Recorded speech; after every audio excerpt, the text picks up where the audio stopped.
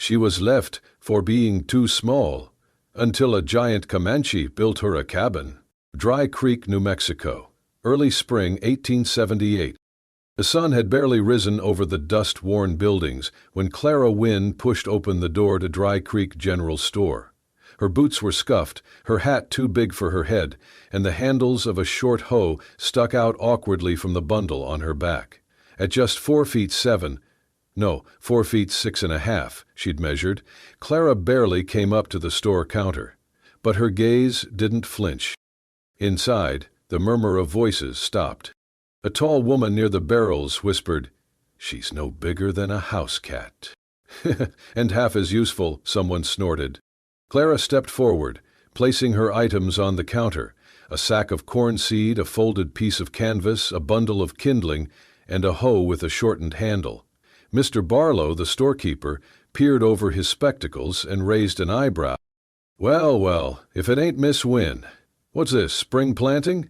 He picked up the hoe and twirled it. "You planning to dig graves for field mice or just burying sparrows for practice?" The room burst into low laughter. Clara looked him square in the eye. "I'm planting corn, on my land." Mr. Barlow grunted, weighing the sack. "That rocky patch up north? Not even the cactus want it. Then I'll grow something they don't expect." He chuckled. "With this?" He thumped the hoe on the counter.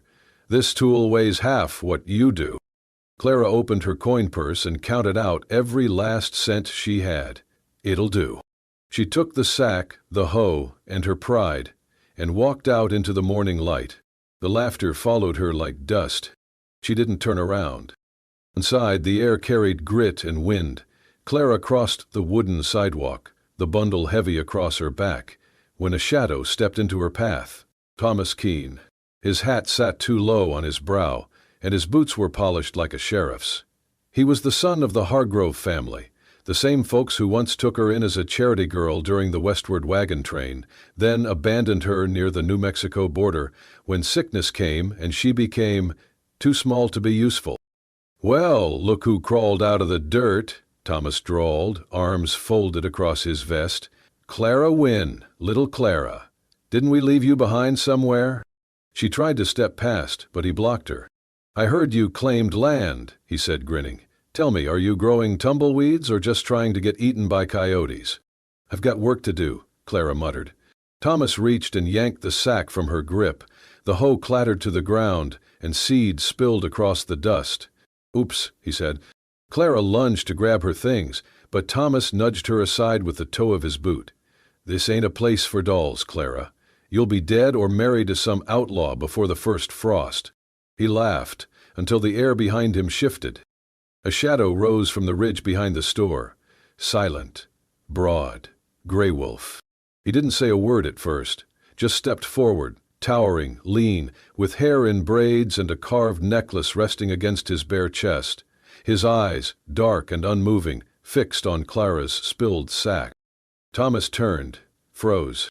Gray Wolf stooped, lifted the hoe with one hand and handed it to Clara.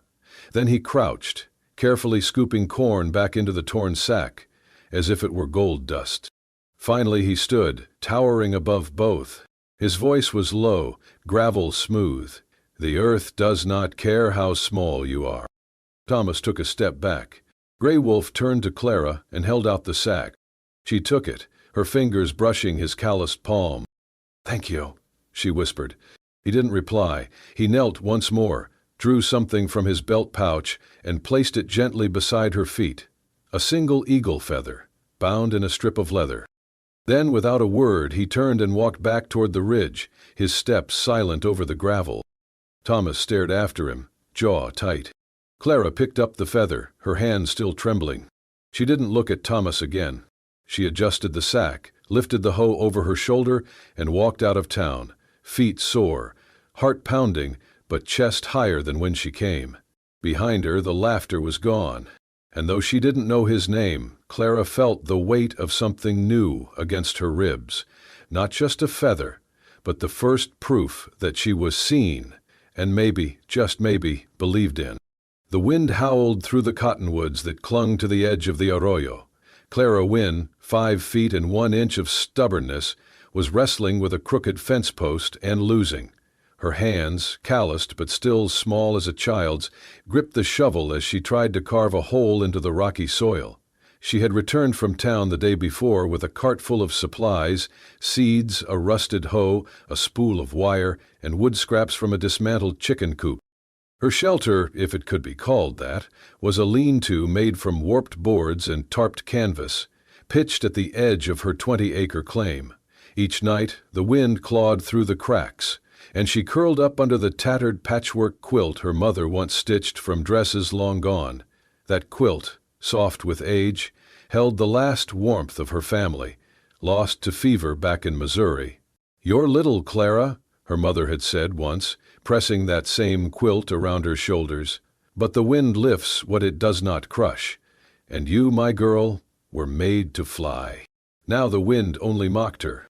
Clara drove the shovel in again. It bounced off a stone with a thud that jarred her arms. She let out a breath, wiped sweat from her brow, and crouched to pry the stone loose with her bare hands. As she tugged, something snapped in her chest.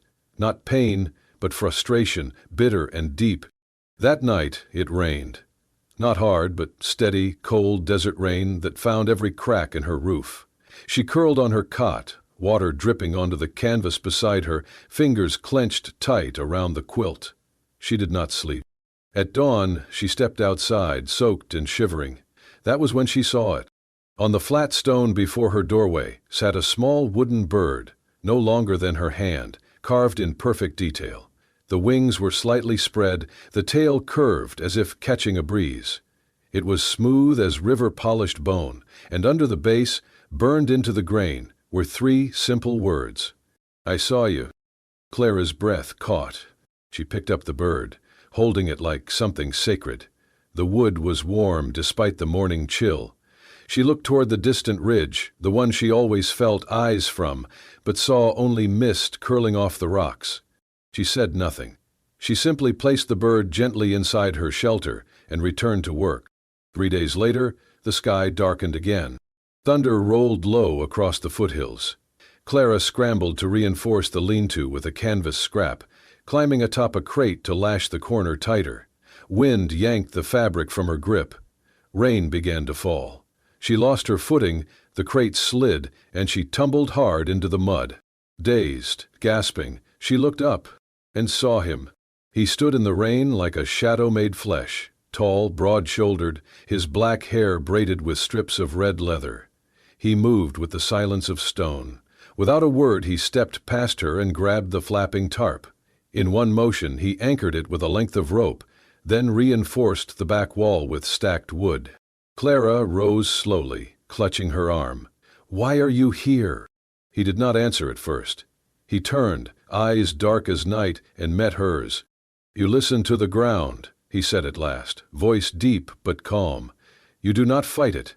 That is worth keeping." She blinked, rain running down her face. "You carved the bird?" He nodded once. "It is called tsiqua-ta, sparrow. Small, but it sings before the storm ends." She said nothing, just looked at him, this stranger who spoke like the wind and worked like a man possessed. She stepped inside her lean-to, returned with her canteen, and held it out. He hesitated. Then gently he took it, drank one measured sip, returned it to her with a nod. "I am called Gray Wolf," he said. "Tashida."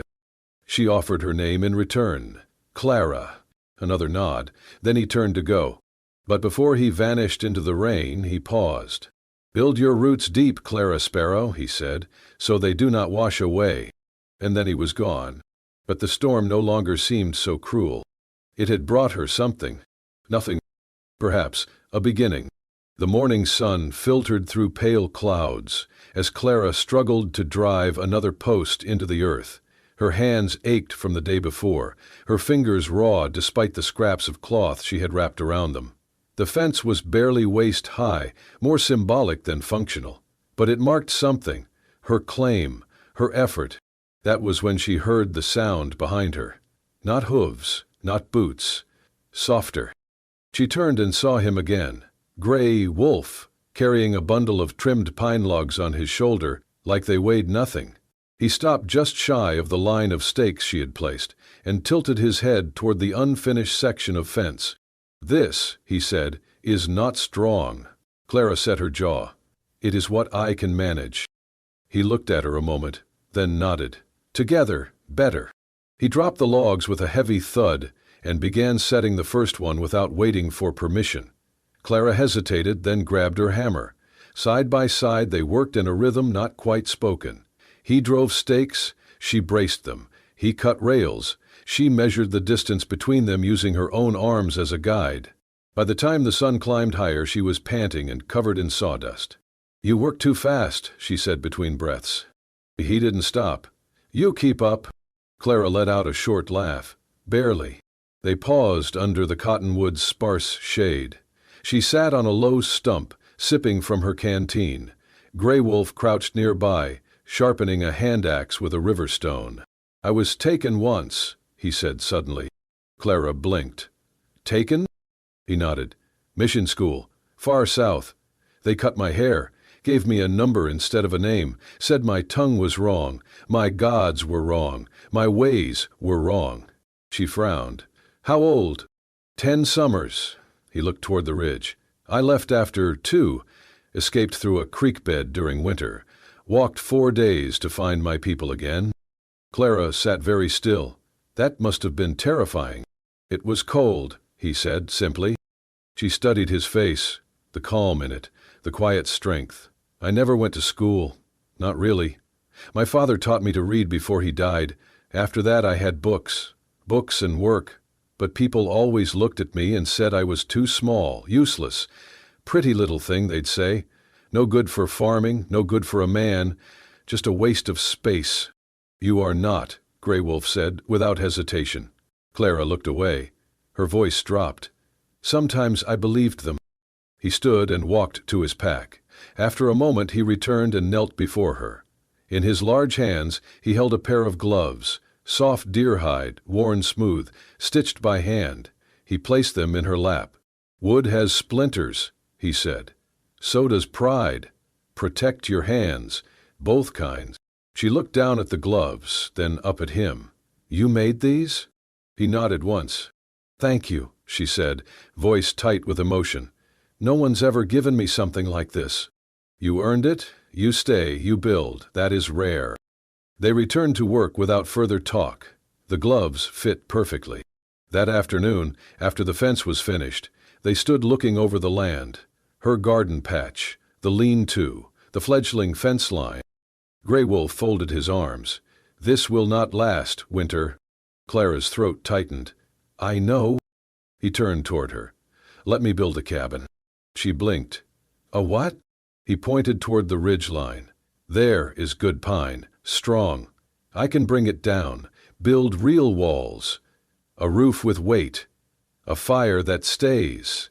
A home to survive, not just hide." Clara felt her heart thud. "You want to build me a house?" He nodded. "Yes." "Gray Wolf, if people in town find out—" "I do not ask them," he said, voice low but firm. "I ask you." Their eyes met. His were steady, unreadable, but sincere. Clara swallowed hard. She looked at her lean-to, at her quilt drying on the line, her hands still cradling the gloves. "A home." She looked back at him. "I'll think about it." He did not press, only said, "I will come when the moon is new. If you say yes, I bring tools." Then he turned and walked back toward the ridge, his footsteps as soft as mist over stone. But something had changed in the air, not just survival now. Something more. A possibility. The wind smelled like pine that morning, clean and sharp, carrying the faint sound of a hatchet striking wood. Clara wiped her brow with the edge of her sleeve and stepped back as Gray Wolf set another beam in place. The structure was beginning to rise, real walls, real angles. A cabin, not a shelter. He had brought the logs himself, thick ponderosa pine, bark stripped and trimmed to fit. He showed her how to cut notches, how to set the beams so they interlocked at the corners like fingers folded in prayer. "No nails," he said. "Wood does not like metal. It holds its own weight if cut right." Clara marveled at the precision of his movements. He worked with silence and certainty, like a man speaking in a language only the trees could understand. She tried to keep up, measuring, sawing, dragging bark. Her arms ached, her back screamed, but she kept going. Late that afternoon, as the sun bent westward, Grey Wolf paused by the tallest post they had set. He took out his knife. Clara watched, puzzled. He crouched beside the beam and began carving with slow, sure strokes. She stepped closer and saw the shape forming. A bird, not just any bird. A sparrow, wings tucked, eyes alert, carved right into the beam that would sit just above the doorframe. "For luck?" she asked softly. He looked at her. "So the roof knows who lives below it." Her throat caught. "Is that for me?" He nodded. "You are the sparrow. Small does not mean weak. Sparrow flies when others sink." She reached out and traced the carving with her fingertips. "Thank you." He stepped back, then gestured toward the ridge. "Tomorrow we raised the roof." But the roof would not come without trouble. The next day, while Clara was collecting water from the spring, she saw Amos Lang riding past the edge of her land. He did not wave. He did not nod. Just stared, hard. And then he turned his horse and rode back toward Dry Creek. That night Clara could not sleep. When she woke at dawn, her breath visible in the cold, she stepped outside the old lean-to to find something nailed to the weathered wood. A scrap of burlap, scrawled in charcoal, "No white girl who loves Injuns is welcome." She stared at it for a long time. Then she tore it down. Grey Wolf arrived not long after, carrying a fresh beam across his shoulders. When he saw her holding the note, he stopped. She handed it to him without a word. He read it. His expression did not change. Then he walked to the small fire pit, struck a match, and dropped the burlap into the flames. The fire crackled, smoke curling skyward. He said, "Wood does not ask skin color. It only asks, whose hands built me?" Clara looked at the half-framed cabin, the smooth pine, the bird carved into the beam. She looked at Grey Wolf. "I want to finish it," she said. He nodded once. "Then we do." And they returned to work, hammering silence into strength. It was near midday when the dust began to rise in the south, curling above the mesquite brush like smoke from a bad omen. Clara stepped down from the porch beam she had been sanding and shaded her eyes. 6 riders. At the front, Sheriff Beck, his badge gleaming, mustache stiff like a broom handle. Behind him, the Keene brothers, Amos Lang, and 3 other men she recognized only by their scowls. Grey Wolf stood beside the woodpile, splitting logs with quiet rhythm. He paused as the horses drew close, his axe still in hand but lowered. "Ms. Wynne," Sheriff Beck called, stopping 10 paces from the half-built cabin, "we need to talk." Clara walked to the edge of the clearing, spine straight despite the pounding of her heart. "What is it, Sheriff?" He glanced at Grey Wolf, then back at her. "There's been a report of stolen horses out of the Jenkins ranch, 4 of them missing since last week. Witnesses say they saw a tall Indian riding through the southern trail. Matches this one's description." "He's been here," Clara said calmly, "every day, building my home." "Are you sure?" Beck's eyes narrowed. "You vouch for him?" "I do," Clara said. "He's on my land. That cabin is being built on my claim. What he's done here, he's done with my permission." A murmur rippled through the men behind the sheriff. Someone spat in the dirt.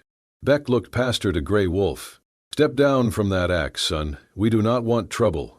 Grey Wolf met his gaze, steady and unflinching, but he set the axe down, slowly, deliberately. "You got any proof he did not take those horses?" Beck asked. "You got any proof he did?" Clara replied. "Or is it enough he's Comanche and breathes?" Beck's jaw clenched. "He's on private land, Sheriff," Clara continued. "If you want him off, you'll need a warrant." Amos Lang sneered. "She's bewitched, plain and simple. That savage has got her building shrines to devilry." "That savage built me a home stronger than any man in this town offered," Clara snapped. For a moment, silence settled like dust. Then hoofbeats echoed again. Another rider approached, older, refined, hair swept back beneath a wide-brimmed hat. Her carriage was unmistakable even on horseback. Matilda Everdeen, the most respected woman in Dry Creek, widow of the town's founder. Her word could calm a riot or start one. She pulled up beside Beck and dismounted gracefully. "John," she said, nodding to the sheriff. "Gentlemen." They all mumbled greetings, uncertain. "Before we sling accusations," Mrs. Everdeen said crisply, "perhaps I should clarify something." She pulled a folded paper from her satchel. "This morning, the Jenkins Ranch recovered all 4 of their horses. They had broken loose during the last thunderstorm, found them grazing by Willow Gulch, no signs of theft." Beck reached for the paper, frowning as he read. "Then what the hell is this about?" Amos growled. Mrs. Everdeen turned her sharp eyes on him. "This is about fear, Mr. Lang, and how quickly men forget themselves when faced with change." She turned to Clara, voice softening. "You built this home with your own hands?" "Not alone," Clara said, glancing at Grey Wolf, "but I helped." Matilda looked at the cabin, then back at the sheriff. "Well then," she said, "I see no crime here, just construction." Beck sighed. "You sure about this, Matilda?" "As sure as I was when your mother gave me her wedding ring and said, 'Trust the girl who dares stand alone.'" The sheriff cleared his throat. "All right then, we will be on our way." He turned, muttering orders. The men wheeled their horses around. Before they left, Beck gave Grey Wolf a long look. "You stay clean, son." Grey Wolf did not reply. He did not need to. Once the dust settled, Clara stood frozen, breath shallow, her knees trembled. Grey Wolf stepped forward. He said nothing, but he laid his large hand gently on her shoulder. Not to claim, not to warn. Just to steady her. The warmth sank deep through her bones. Ah! Clara closed her eyes and let it hold her. The morning after the confrontation with Sheriff Beck, Clara woke to an unfamiliar sound. Voices. Multiple voices. Not arguing, not shouting, but speaking all at once in a current of purpose. She threw off her blanket and stepped out from beneath the makeshift canvas flap she had tied between 2 saplings, her boots sinking slightly into the damp, newly softened earth, and froze. Half a dozen wagons were lined up along the rise above her plot, their wheels thick with red dust. Horses shifted and snorted in the morning chill. Men and women were climbing down, some with baskets in their arms, others carrying planks, crates, or tools over their shoulders. Children scampered behind them, already curious, already helpful. Leading them was Matilda Everdeen, her gray hair tucked beneath a wide-brimmed hat, her boots worn but defiant against the slope of the land. "Good morning, Miss Wynne," she called out, her voice as firm as the ground beneath them. "We have a house to finish, do we not?" Clara stood speechless. Her hands, still smudged from yesterday's work, clenched unconsciously at her sides. Behind her, Grey Wolf stepped from the half-built doorway, axe still across his back. His dark eyes scanned the unexpected visitors, his posture unreadable. Matilda approached the cabin's edge. "These folks," she said, gesturing back with her gloved hand, "are not here to gawk or gossip. They are here to help and to give." First came the Millers, placing a worn but lovingly kept rocking chair on the porch and a small black cook stove beside the entryway. The Cooper brothers followed, their wagons stacked with window glass, hinges, and tools of the trade. The Williams family brought preserves, smoked meat, and a heavy wool quilt that Clara instantly recognized as hand-stitched. More came: wood, nails, shingles, food, a spare axe, even a sack of coffee beans wrapped in brown paper. One by one, settlers from Dry Creek offered what they could, some with labor, some with gifts. Others just nodded in quiet recognition of something they could not explain. Clara's throat tightened. She had prepared herself to be alone, to be laughed at, to be whispered about behind turned backs. She had not prepared for this. She glanced sideways at Grey Wolf.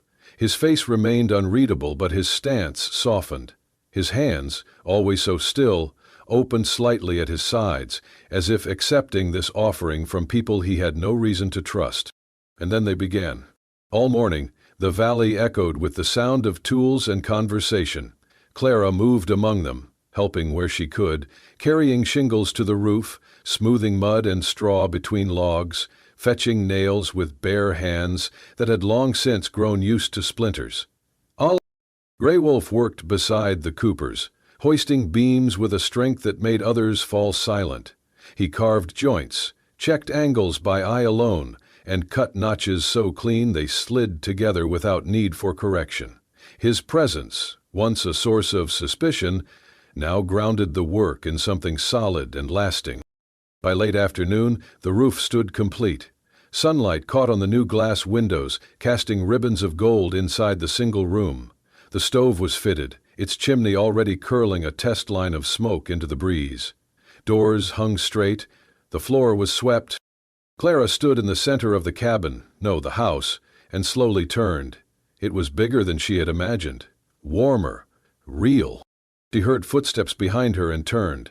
Grey Wolf approached from the doorway, a small bundle cradled in his hands, wrapped in soft, aged doeskin. "For you," he said simply. Clara stepped forward, untied the bundle, and opened the cloth. Inside was a silver bracelet. The stone set into it was turquoise, aged smooth by touch and time. Etched into the metal were small symbols, clouds, wind, and a single bird, caught mid-flight. It shimmered not with luxury, but with history. "It belonged to my wife," Grey Wolf said, his voice low, reverent. "She wore it until the fever came." Clara's fingers faltered. I cannot take this. It is too precious." "Huh?" "You do not take it," he said. "It finds you. It chose you." Her chest swelled with something that felt like breath after years of holding it. Slowly she slipped the bracelet over her wrist. It fit, not loosely, not tightly, as if it had always belonged there. The others finished hammering the last nails and began to pack their wagons. The sun dipped toward the hills, casting long shadows across the grass. One by one, the neighbors departed, leaving gifts, handshakes, and soft-spoken promises to visit again. Mrs. Everdeen was the last to leave. "You've made something real here," she said, eyes on Clara, then turned to Grey Wolf. "And you've kept your promise." He bowed his head slightly, the gesture filled with more gravity than words. When silence returned to the foothills, Clara sat on the porch step. The bracelet caught the last of the light, and beside her, Grey Wolf watched the sun descend. For the first time since she arrived in Dry Creek, Clara did not wonder where else she could go. She was already home. The full moon set, and dawn's light crept across the foothills.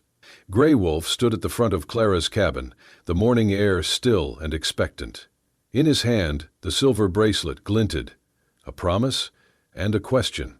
"I must go," he said softly, voice steady. "The council must know who you are and why you matter. I go now. In 7 days, if you still wear the bracelet, then we begin again." Clara swallowed, her throat tight with hope. She reached up, adjusting the turquoise bracelet on her wrist. "I will wear it," she said without hesitation, voice calm though her heart trembled. "I will be here." Grey Wolf dipped his head in gratitude, his dark eyes holding hers for long seconds. He mounted his horse, turned once to face her fully, and rode northward into the rising sun. A silence fell over the cabin after he left, an absence resonating deeper than words could say. Clara stepped inside and touched the silver doorframe, coated with his palm print. It felt warm. Strength. Clara walked into Dry Creek Town the next day and sought out Reverend Miller at the small white church nestled behind the general store. Sunlight slanted through stained glass and dust motes twirled in the air. "Reverend," she began carefully, "I need your help." He looked up from his desk, his spectacles perched at the bridge of his nose. "Miss Wynne, what troubles you?" She swallowed. "Grey Wolf returned from the council this morning. She paused. Her voice caught. "We wish to marry." His face grew stern. He removed his glasses and sighed heavily. "Clara, I can't officiate this. It is unconventional. I fear the parish would scandalize. My duty is to our traditions." Tears pricked her eyes. "I understand." He hesitated. "I pray you find some path." Clara bowed her head and left, dignity intact despite the ache. Outside, she found Mrs. Everdeen sweeping the porch of the general store. The older woman looked up and offered a gentle smile. Mrs. Everdeen, Clara said hesitantly, I'm to be married to Grey Wolf. Reverend Miller refused. I hoped. Might you— The older woman paused, then set aside her broom. Child, I have helped build more than one frontier. If no one else will stand for love, I will. Clara blinked, astonished. You would? Mrs. Everdeen tipped her head confidently. I will. If you wear his bracelet for 7 days, I'll stand with you. Clara's gratitude overflowed. Thank you. Each passing day, Clara rose before sunrise. She worked on the cabin's garden, tending young corn and squash, her bracelet glinting in the earth's dust. Her heart carried both longing and anticipation. On the 7th dawn, Grey Wolf returned. His horse advanced up the cabin's rough path. Clara stood on the porch, the silver bracelet still on her wrist, the only change in her life. He dismounted slowly, approaching without hesitation. She felt the world pause. It is still there, he murmured. She held out her arm. It is mine. He fastened his gaze on her, eyes deep as dark waters. Then, without ceremony, he pulled her into his arms. They rose and walked up the rocky slope behind the cabin. Grey Wolf led her to a flat rock high above the foothills. Wind whispered through pine needles. He knelt, carefully removing a pouch from his belt. Inside, a small bundle of sacred paints and feathers. Comanche ceremony, he explained. He painted 2 lines on her cheek, red clay for life, black soot for protection, then did the same for himself. They exchanged necklaces braided of sinew and bone. He spoke promises in his language about walking together, honoring earth, sky, and each other. Clara repeated, awkward but earnest. At the end, Grey Wolf raised his arm wide. Let all spirits bear witness. They touched foreheads, a quiet vow exchanged under the attentive sky. At noon, they walked arm in arm into Dry Creek. Residents fell silent as they passed. Some watched behind curtains, others nodded in respect. Mrs. Everdeen waited at the door to her home. Inside, the room brimmed with modest decorations, wild flowers, chairs placed in a half circle, a small wooden lectern.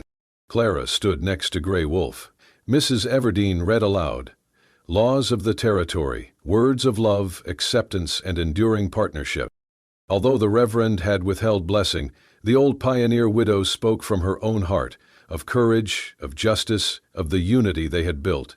After her words, Mrs. Everdeen held their hands. I now pronounce you married by covenant of truth, bravery, and love. Clara's eyes shimmered with tears. She hugged Mrs. Everdeen. Then Grey Wolf took her hands. Dusk found them on the cabin porch. The last light pulsed across the glass window and the freshly nailed boards. Inside, supper cooking over the stove. Outside, the air cooled, filled with the smell of pine and earth. Clara leaned on him, her bracelet silver against his dark coat. She whispered, I was small once, too small for them, but now I have a home, built by someone who sees strength in that smallness. Grey Wolf shifted to face her, moonlight catching in his eyes. He brushed a finger across the bracelet's turquoise. You showed your worth, stone by stone, choice by choice. You are no longer small. You are my equal, my family. Silence, but full and deep, pulsed between them. A gentle breeze rustled the pine needles overhead. An owl called from the ridge. Their future was uncertain. Storms would come, whispers would rise, but they rested in this moment. 2 people, bound by earth and sky, by love and endurance. And in that shelter of their own making, they chose each other, without apology, without regret, as the world spun patiently onward into the night. If this story stirred something deep within you, if it reminded you that even the smallest among us can carry the greatest strength, then you've just touched the heart of what we do here. At Wild West Love Stories, we bring you tales of impossible love, fierce resilience, and quiet moments that change everything. Stories where honor lives in calloused hands and love defies the rules of the frontier. So if Clara and Grey Wolf's journey meant something to you, don't let it end here. Hit subscribe, Join our growing community and saddle up for the next unforgettable ride. Because out here in the Wild West, love may be rare, but when it comes, it builds something that even time cannot tear down.